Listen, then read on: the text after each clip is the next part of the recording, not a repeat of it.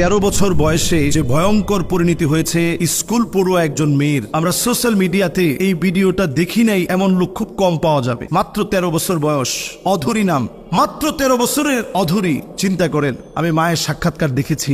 মা বলেছে একটু আগেই আমার মেয়েটা কথা বলেছে, স্বাভাবিকভাবে তার পোশাক পরেছে এবং মেয়েটা টিকটক করতো, এমনটা তার মা সাক্ষী দিচ্ছে। বলতেছে আমার মেয়েটা একসময় টিকটক করতো, কি হাস্যোজ্জ্বল থাকতো। এবং মেয়েটার একটা সময় একটা ছেলের সাথে সম্পর্ক ছিল, ইমরান নামের একটা ছেলে, তার সঙ্গে তার সম্পর্ক। এরপরে দেখা যায় আরো একটা ছেলে, শাওন নাম, তার সঙ্গে সম্পর্ক হওয়ার পর বিভিন্ন ভিডিও ধারণ করে ব্ল্যাকমেল করা শুরু করলো। এই ব্ল্যাকমেল করতে করতে একটা পর্যায়ে মেয়ে আর এটা নিতে পারছিল না, মেয়ে তখন আত্মহত্যার পথ বেছে নেয়। আমাদের সমাজের দায়ভার তো এই জায়গায়, আমরা আমাদের সন্তানদেরকে মানুষের মতো মানুষ বানাতে পারি নাই, কোনোদিন চেষ্টাও করি নাই। আমার সন্তান কোথায় যাচ্ছে, কার সঙ্গে মিশছে, আমার সন্তান কি করছে, আমার সন্তান বিপদগামী হচ্ছে কিনা, এই বিষয়গুলো আমরা চিন্তা করি না। আমরা মনে করি ভালো জায়গায় পড়াচ্ছি, এই তো অনেক। ছেলের সাক্ষাৎকারটা এত হৃদয় বিদারক লেগেছে আমার কাছে। ছেলে নিজেকে নিজে অপরাধী বলে এই বলছে যে যদি আমার অপরাধ হয় আমারও যেন শাস্তি হয়, যদি তার আত্মহত্যার কারণ শাওন হয় তারও যেন শাস্তি হয়। কিন্তু দেখুন, একটা ছোট্ট মানুষ চলে গেল, একটা পরিবার তার কন্যাকে হারিয়ে ফেললো।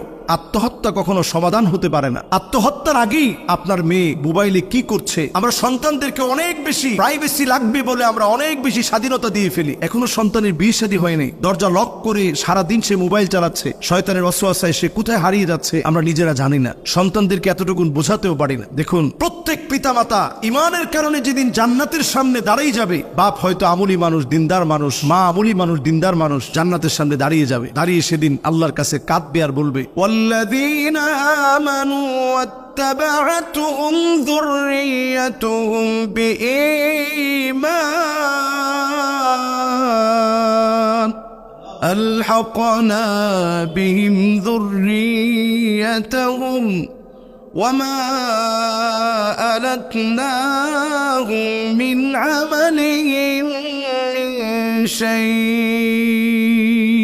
সেদিন বাপ আফসোস করে বলবে আল্লাহ আইনা উসরতি, কোথায় আমার ছেলে, কোথায় আমার মেয়ে, আইনা উসরতি, কোথায় আমার পরিবার। বাপ সেদিন আল্লাহর কাছে কাঁদবে, আল্লাহ কোথায় আমার পরিবার, কোথায় আমার ছেলে, কোথায় আমার মেয়ে। আল্লাহর কাছে সেদিন হাউমাউ করে বাপ কাঁদবে। সেদিন বহু বাপ আল্লাহর আদালতে ফরিয়াদ করবে, আল্লাহ আমার ছেলে কই, আমার মেয়ে কই।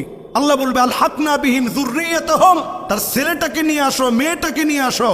ছেলে মেয়েকে নিয়ে আসা হবে, দেখা যাবে ছেলের গায়ে জাহান্নামের পোশাক পরা, মেয়ের গায়ে জাহান্নামের পোশাক পরা। সেদিন লোকটা ব্যর্থ হয়ে কাঁদবে আর বলবে আল্লাহ আমি আমার সন্তানাদিদেরকে তো ইমানের পথে ডেকেছি, ইমানের পথে আহ্বান করেছি, কেন আজকে তাদের গায়ে জাহান্নামের পোশাক পরা। সন্তানদেরকে দুনিয়ার জীবনে টেক কেয়ার করেন, আদর করে একসঙ্গে খানা খেতে বসেন, গল্পের ছলে তাদেরকে সময় দিয়ে তাদের সঙ্গ, তাদের কথাগুলো বোঝার মতো ক্ষমতা অর্জন করেন। বাচ্চাদেরকে আদর করে মহব্বত দিয়ে ভালোবেসে কথা বলুন, এটা আমাদের দায়িত্ব। আদর করে বোঝাবেন, চোখে পানি নিয়ে বোঝাবেন। লোকমান আলাইহিস সালাতু ওয়াস সালাম যেভাবে নসিহা করলেন, ইয়া বুনাইয়া লা তুশরিক বিল্লাহ ইন্নাশ শিরকা লাযুলমুন আযীম। আদর করে করে এইভাবে বোঝান। আমাদের যে পরিবার থেকে একটা সন্তান হারিয়ে যায় তারা বোঝে যে কষ্টটা কেমন। হারিয়ে যাওয়ার আগে এই যুব সমাজ ধ্বংসের দ্বার প্রান্তে পৌঁছে যাচ্ছে আকাশ প্রযুক্তির কারণে। ঠিক এই মুহূর্তে যদি আপনি সতর্ক না হন, হতে পারে আপনার সন্তানটা হারিয়ে যাবে, আত্মহত্যার মতো ভয়াবহ পাপ অন্যায় করে ফেলে।